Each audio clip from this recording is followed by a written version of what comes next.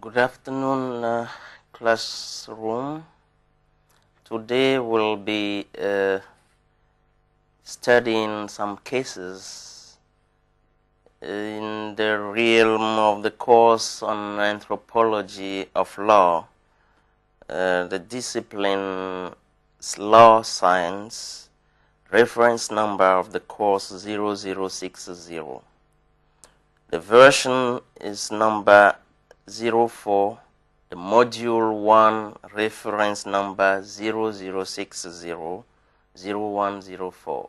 Yesterday we have dealt with the conceptual underpinnings of anthropology of law, of legal pluralism. Today will be more concrete and study some cases, as I said just now. This part of the course, the second part of anthropology of law, so is the course entitled, this part, two cases of legal pluralism, and will deal with female excision and the bearing or the wearing rather of the Islamic scarf. This is a story from the summer 1981. A man, Norbert Roulin, an anthropologist very well-known anthropologist, was called on the phone by an attorney who was asking him to collaborate with him in the defense of his client. The facts are simple. Mohammed and Fofana Dalla are Muslims and belong to the same ethnic group, the Solinke of Mali. They were married during the year 1978 in their country.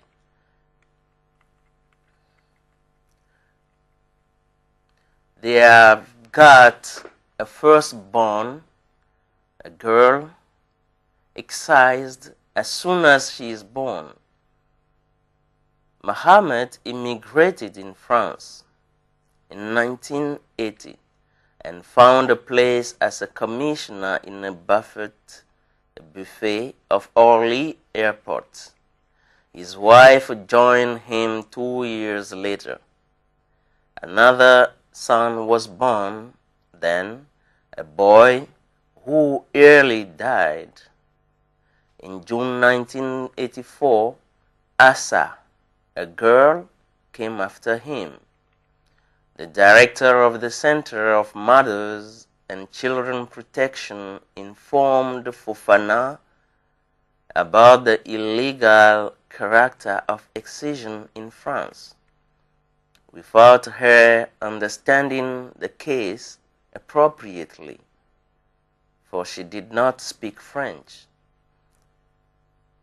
To the director of the female of women and children protection warned Fofana about the illegal character of excision in France, but as she didn't speak French at that time, she didn't understand all the case, what is at stake.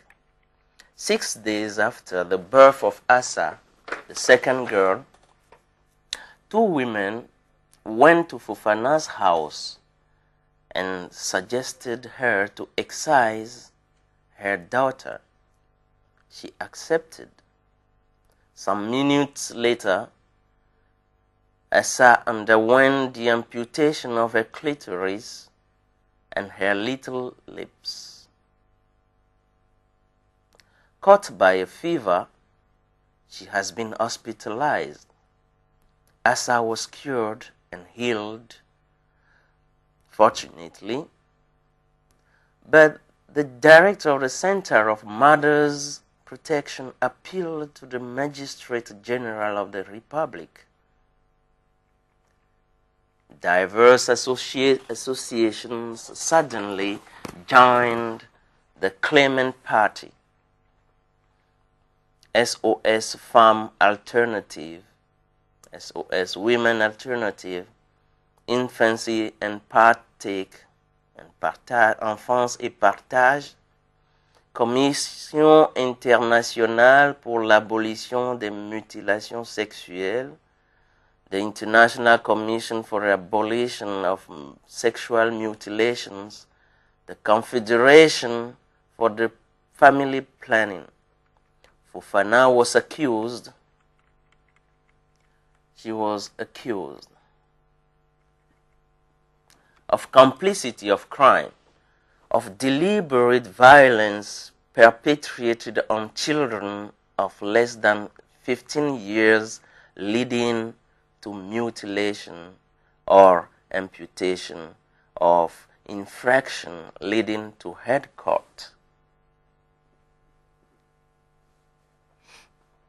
The main question to be asked here is the following: what is the mother's responsibility, and to which extent is she accountable? There are a lot of arguments in support of the fundamentally cultural practice of excision, female excision, a practice or an act apparently barbarous and unjustifiable. But there are a lot of arguments in support of this practice. The practice of excision responds to an ensemble, a complex of cultural data. Its unjustifiable character and barbarity or barbarous character is as fallacious, is erroneous as any argument of a cultural imperialistic weight. The actual rate of this practice is overwhelming, though. 70 to 80 millions of women are submitted to this practice, and 5 millions of them have their sex fastened. Most of them live in Africa from the north to the south of the continent, with a number of cases in Indonesia and in Amazonia. It is a millenarian practice. The idea to inscribe on the human body cultural marks is very old. Archaeologists found instruments for tattooing peasant-like paintings of hands with amputated fingers. The first mention of excision is recent, however. It appears at the Ptolemaic period, that means the 2nd century before Christ, during the reign of the Ptolemaic dynasty,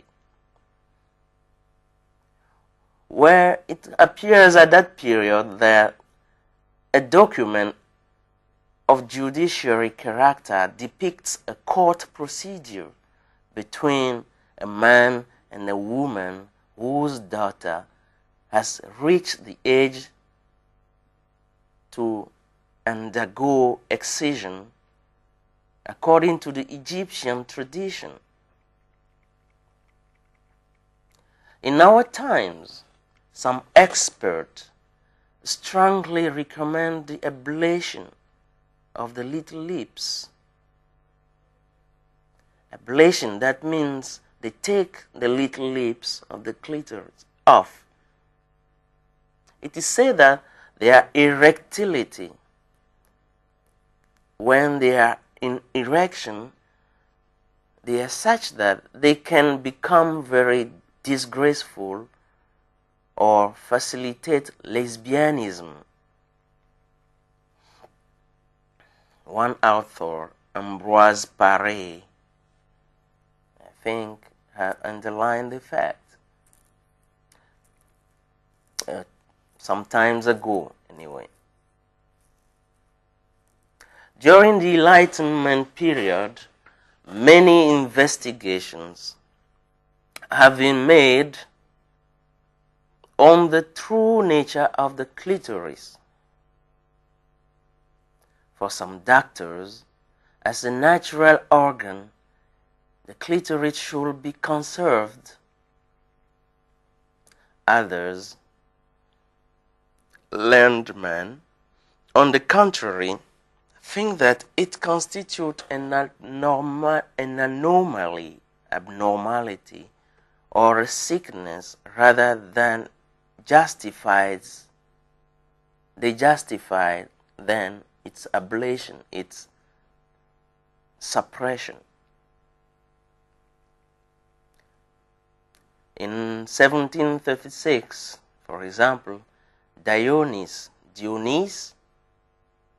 condemned the hypertrophy of the clitoris. Women who manifest this kind of abnormality or anomaly are called the ribauds, R-I-B-A-U-D-E-S, the ribaud, because they can abuse of it and indulge in sexual impurity, in pollution with other women, indulge in pollution with other women.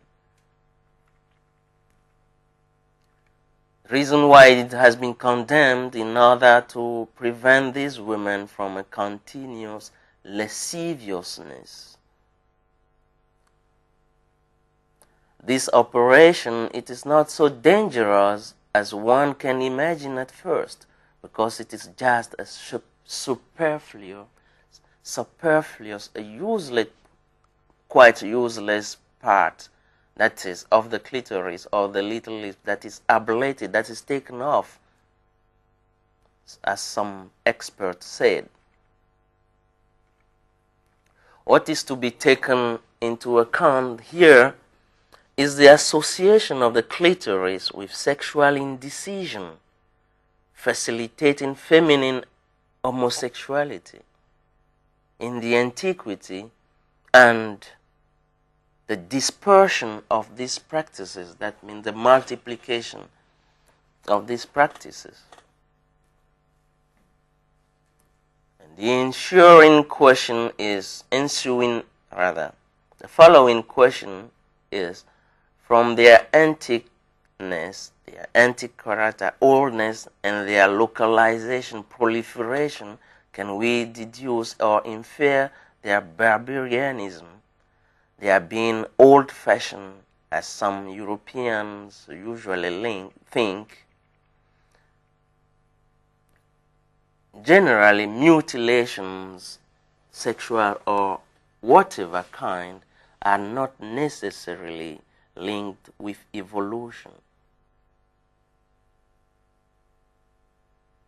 Egyptians are of a high, great civilization.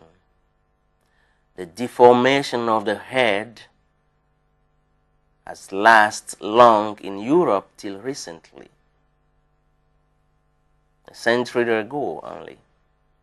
It has been practiced as in the Egyptian and the Berber traditions, where the head undergo a remold. They transform the head in the circular oblique form.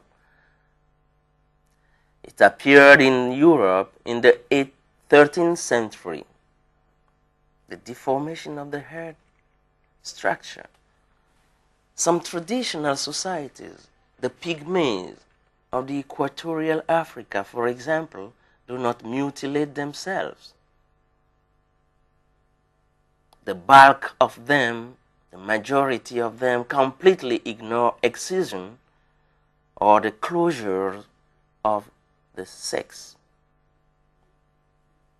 So, ablation, taking off, suppression of little leaves, female excision, the deformation of head structure, all these are none of uncivilized people practices. Otherwise, the pygmy of the equatorial Africa should have known something about them. But as we say, they do not mutilate themselves, and the majority of them completely ignore excision or the closure of the sex.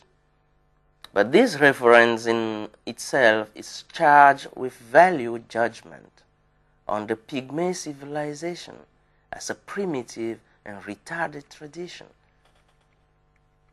Besides, that excision can be assimilated with a technique of men's domination over women should retain our attention so much that expert says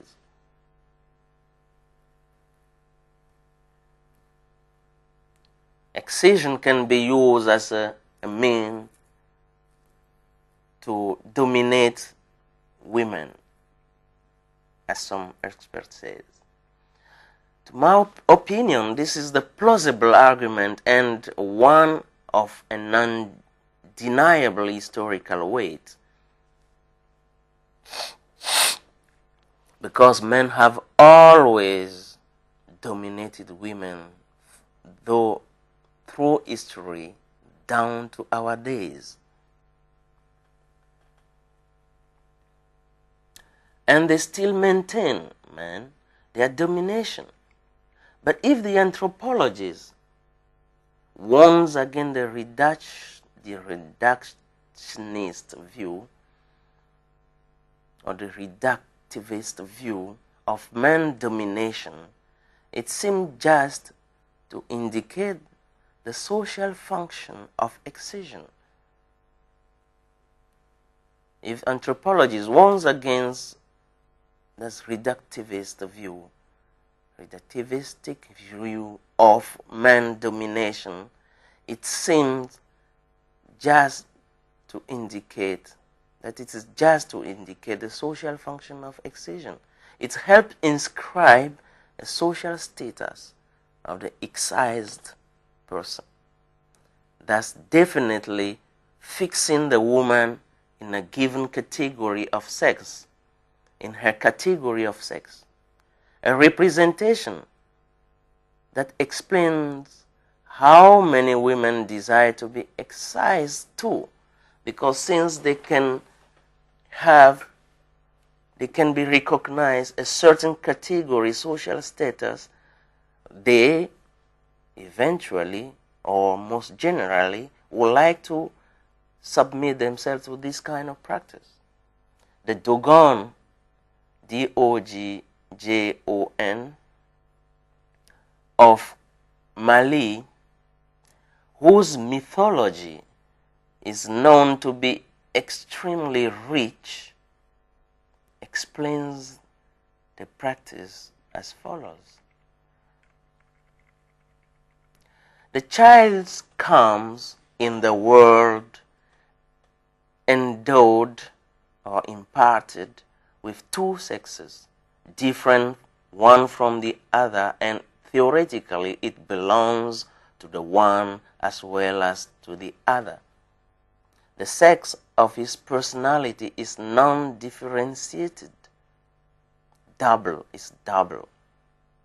Practically, society, by way of anticipation, recognizes the apparent sex at the start, the one that shows itself, male or female. Practically, this is what society takes into account. But mythologically, the newborn is said to be having two sexes.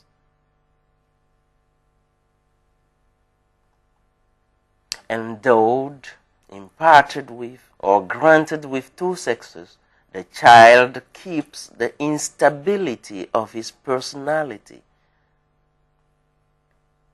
A man with two sexes can have almost no definite personality. This is what we know today from the defense, the thesis of people who want to change their sex, the transsexual, and people who want to defend their homosexuality, lesbian, and so on and so forth.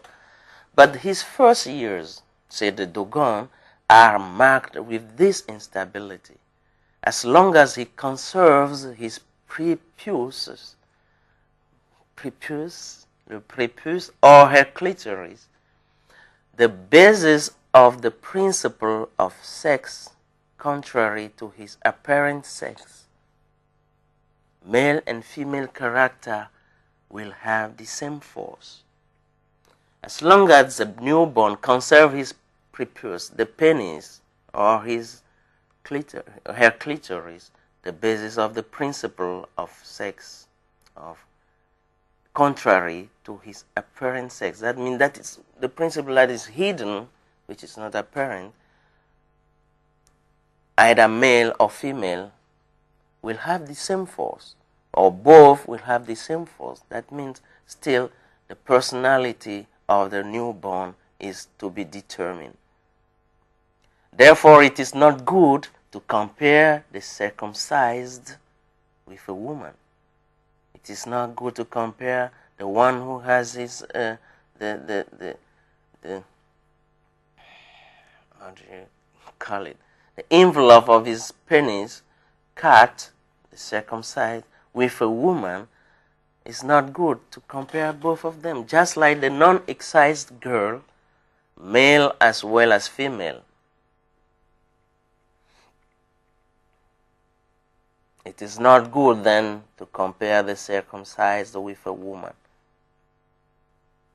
Just like the non-excised girl, male as well as female. Were the decision on his sex to last, the being will never have the propensity to procreate, since the person has no determined personality.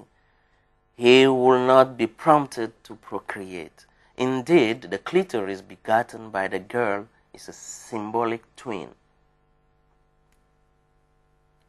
a malefactor, with which he can never procreate.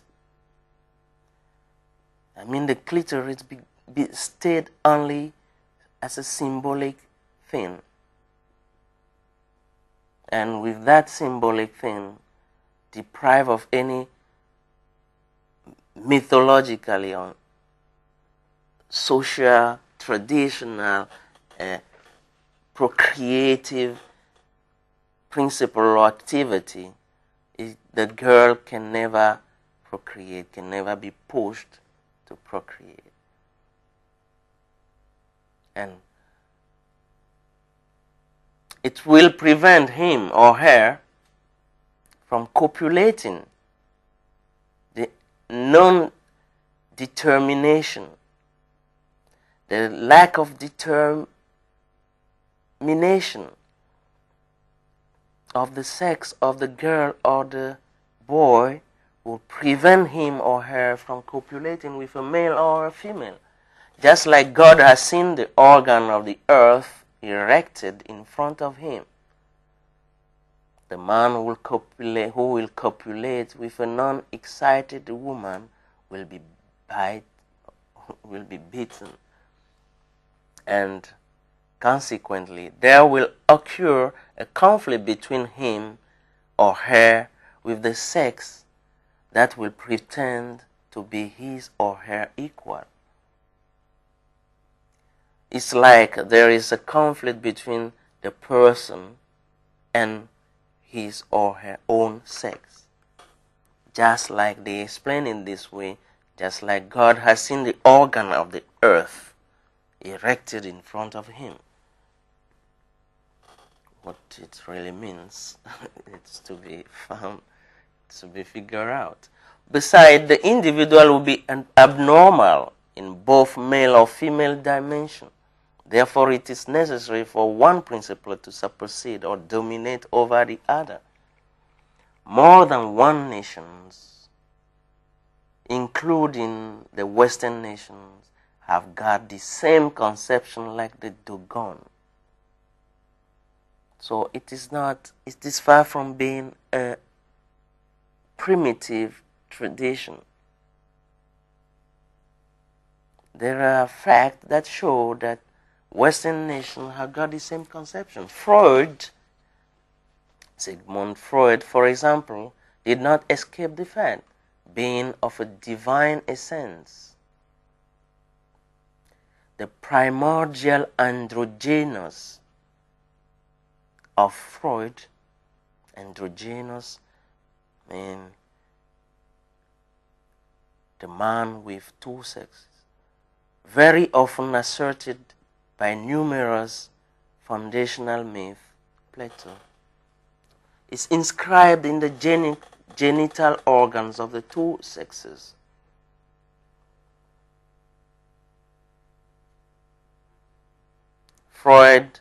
Sigmund Freud, agreed with Plato and talked a lot about primordial beings of two sexes. Is that a myth? Is that a real fact? We don't know. The heterosexual union proper to man and his accession to the adult age persists through the suppression of the vestiges of one of the two types of sexes. The heterosexual union, the wholeness of man or woman at the beginning, should necessarily be the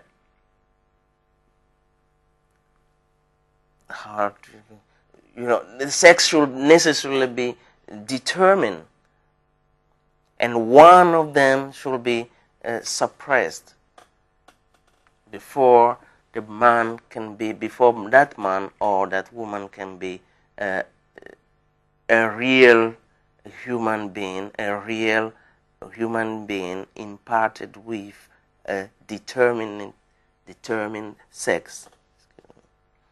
In fact, it is mostly the monotheistic religions, Judaism and Islam, that sexual mutilations have ceased to be rituals of differentiation and have become marks of religious belongings practiced from the moment of the child's birth. Circumcision is said by experts to be the mark of Judaic or Muslim identity. This thesis shows an undeniable ignorance of other people's practice from which the Jews and the Muslims have inherited these practices. For long before the Jews, ancient Egypt has indulged in this practice, a tradition which she has transmitted to the Judaic tradition and to the Muslims. Excision in Muslim nations tend at large to become an instrument of masculine domination, as said before, supposedly imposed by the Quran. It seems, however, that this intellectual montage, intellectual devices simply display the hidden sentiment of men towards women. This intellectual explanation displays a hidden sentiment and the clear sentiment of man toward women, a sentiment apparently vivid in patriarchal society. Generally, the female sex is perceived as aesthetically repulsive and suffocating. Aesthetically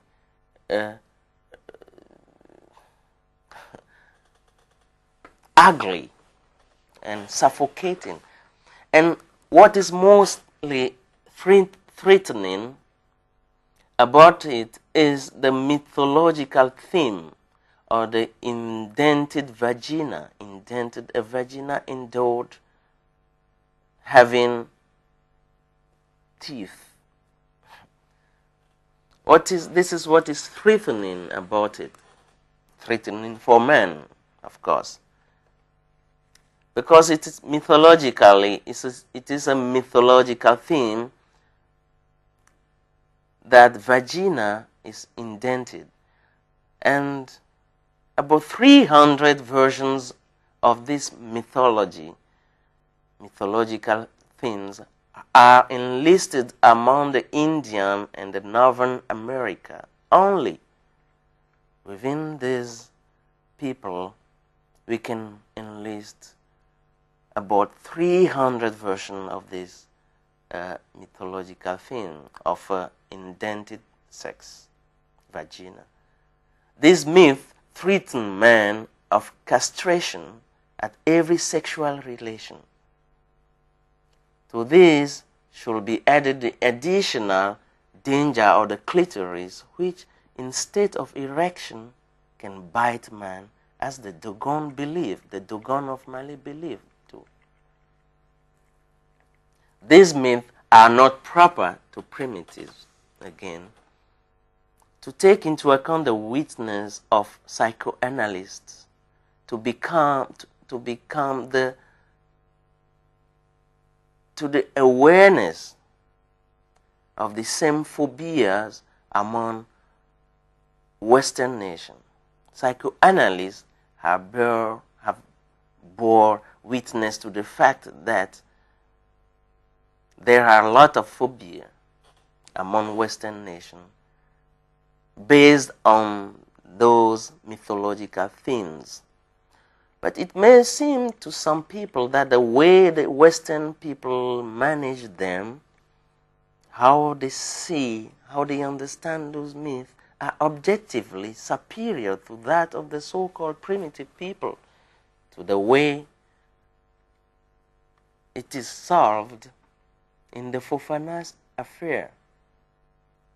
For example, if we look at the way the problems of Fofana's case is resolved in France, we can come to this conclusion. For it may be argued that the Western too are always afraid of women, especially when they show their capabilities to accomplish certain tasks, just the way men accomplish them. But will that be a modern form of their clitorizness or clitority? At the level of phantasm, will this phobia, this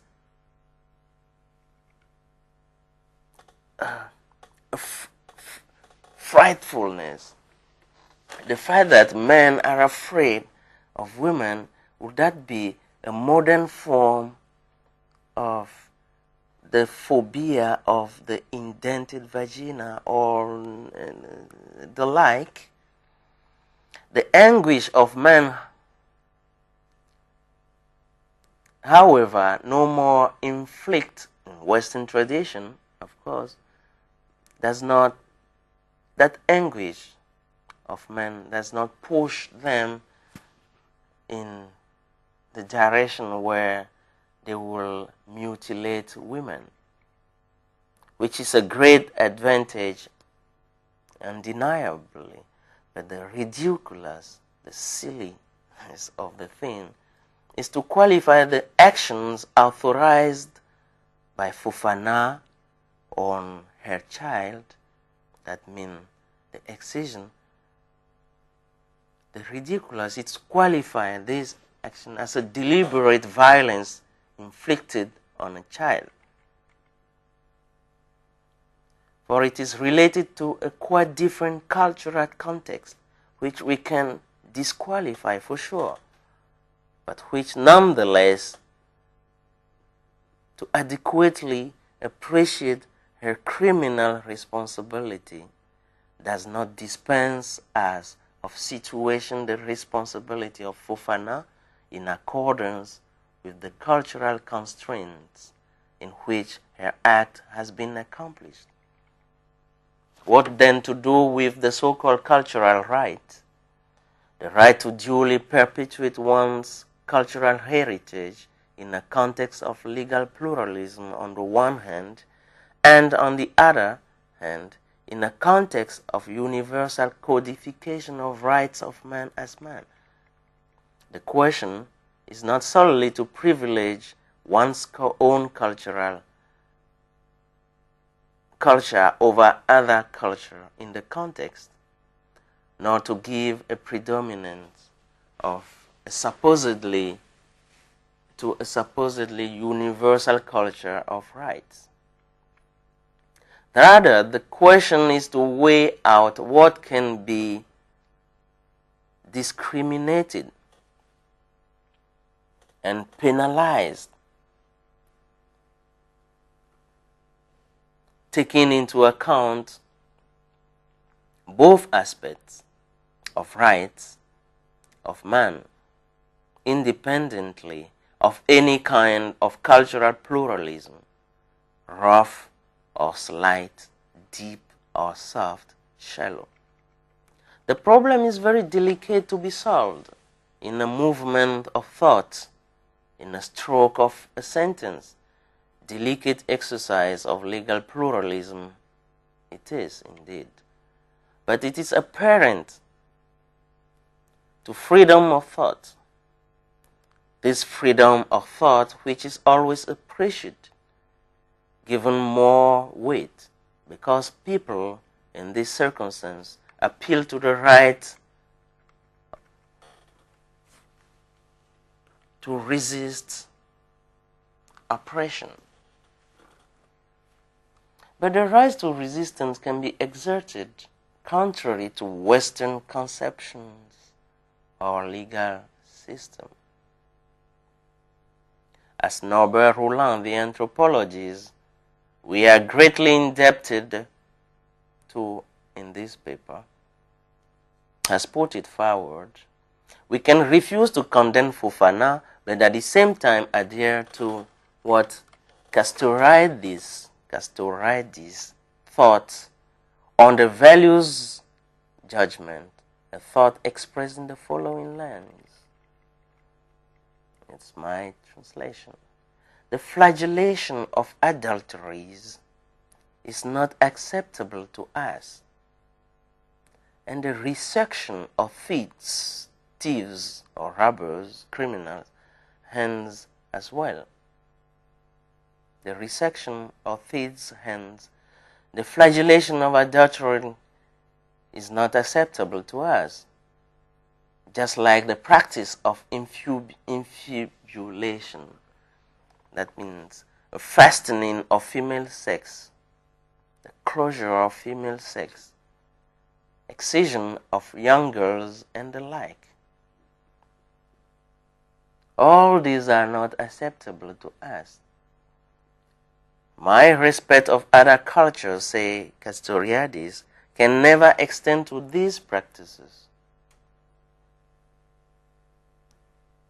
And the question springs up in my mind from the fact that, to my opinion, there subsists a close relation, a sort of solidarity between this case and others.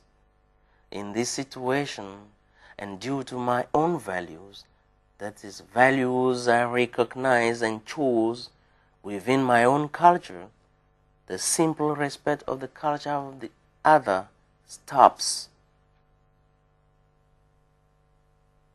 In this situation, and due to my own values, that is, the values I recognize and choose within my own culture, the simple of respect of the culture of the other stops.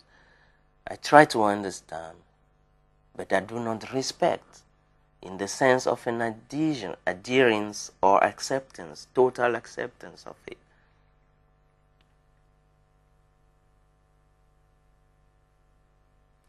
Norbert Roland, strongly embarrassed, refused to plead for Fofana. As I said before, he has been called to collaborate in the defense of a case of excision in France. Why?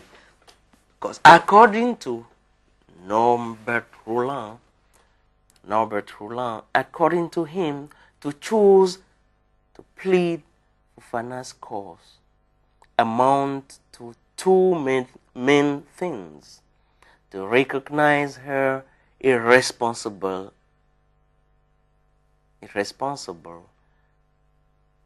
to recognize her irresponsibility and unaccountability first. I mean, to plead Fofana's cause is to recognize her as unaccountable. The second is the absurdity of the task, according to Norbert Roulin, because to plead for the practice of excision is to adhere to another kind of value, which is different from his own value, cultural value. It's just like abandoning his own value and sharing that, or wholly adopting the value of other person. For a man of Western culture, this second case is untenable, to plead for excision just because of his or her culture. Cultural imperialism laid aside, it is reasonable to hold that these are some types of law that people are forced to choose because they are less unjust.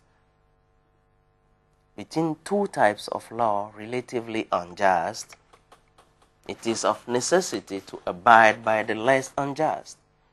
And in Fofana's affair,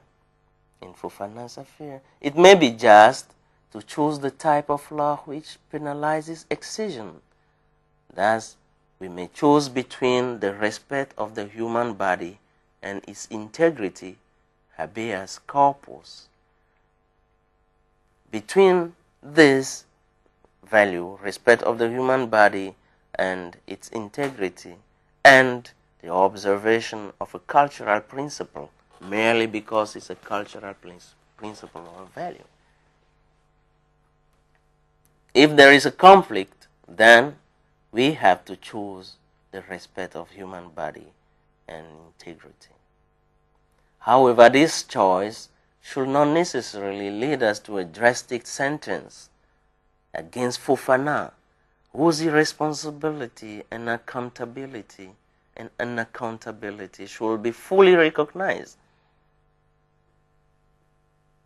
We choose to respect the human body integrity instead of endorsing a cultural principle just because it's a cultural principle.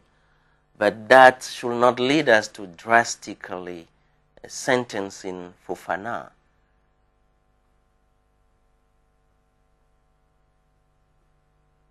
This position of ours, we call it practical wisdom.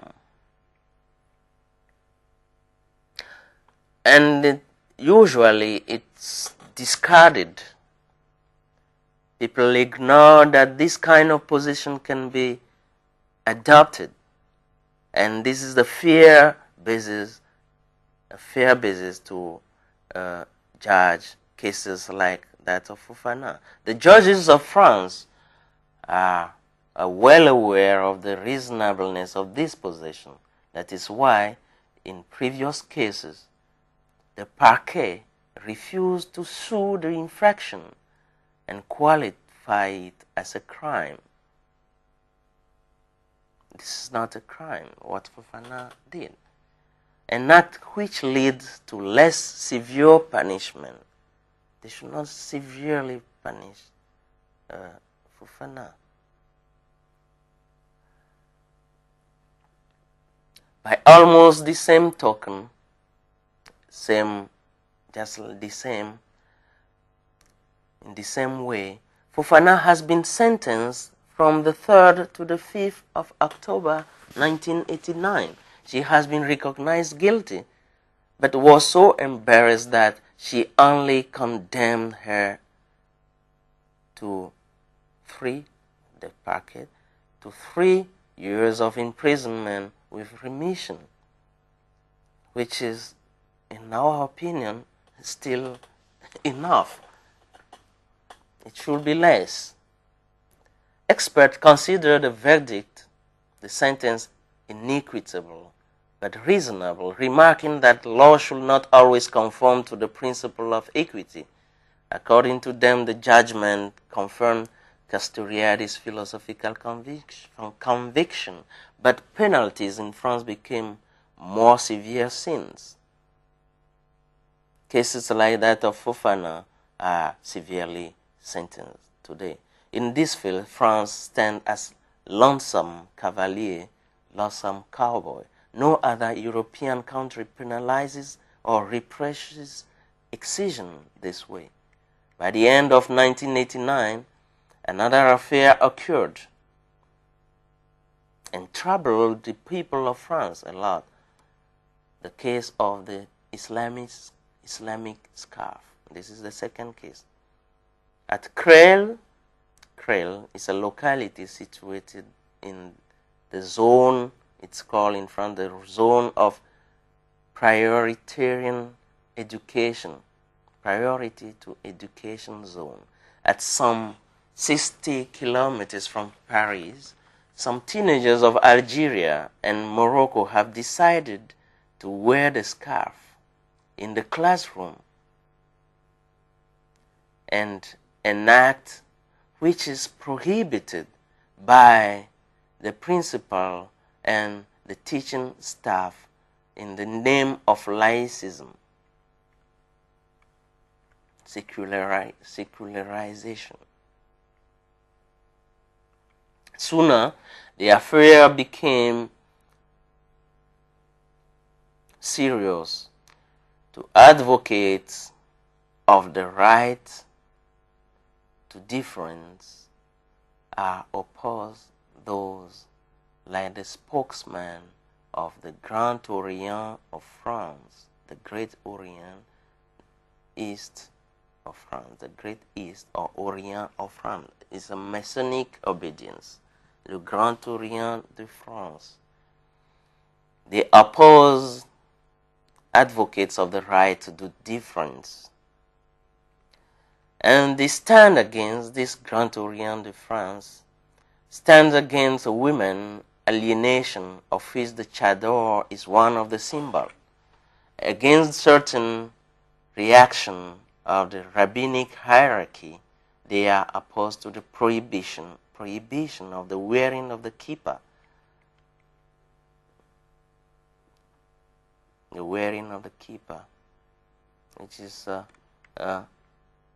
Judaic, in the Judaic tradition,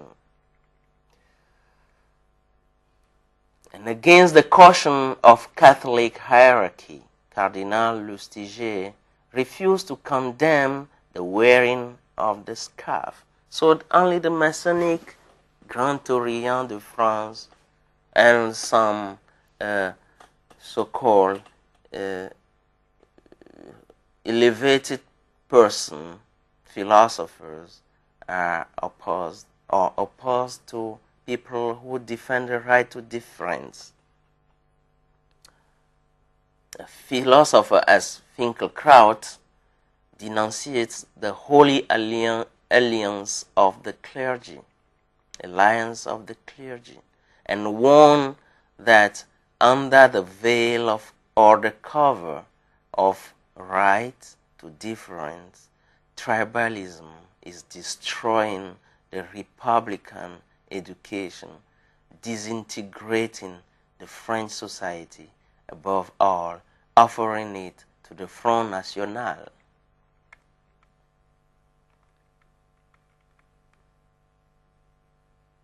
So,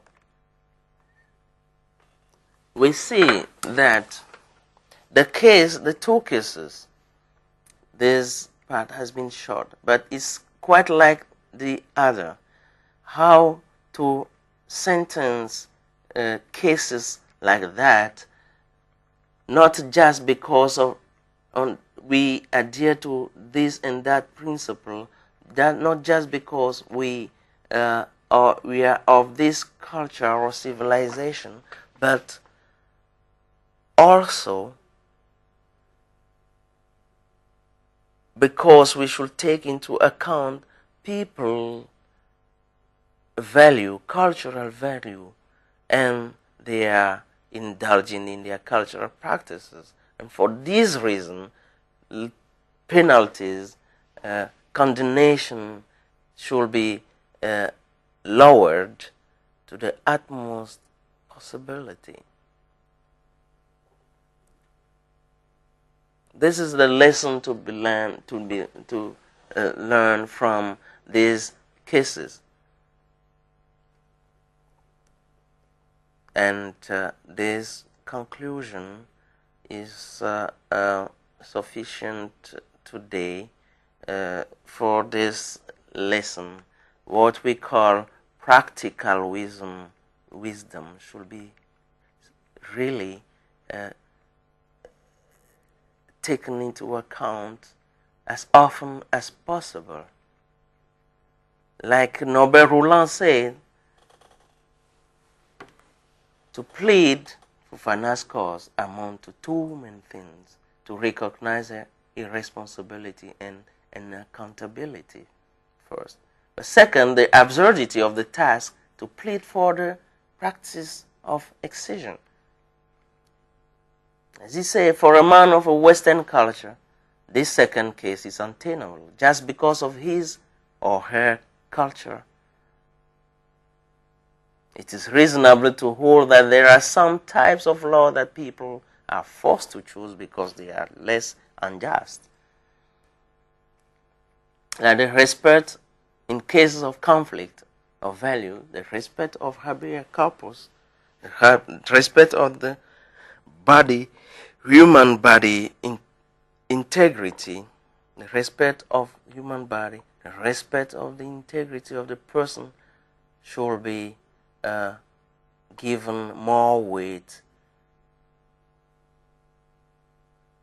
in comparison with a cultural adherence or sharing of a cultural principle merely.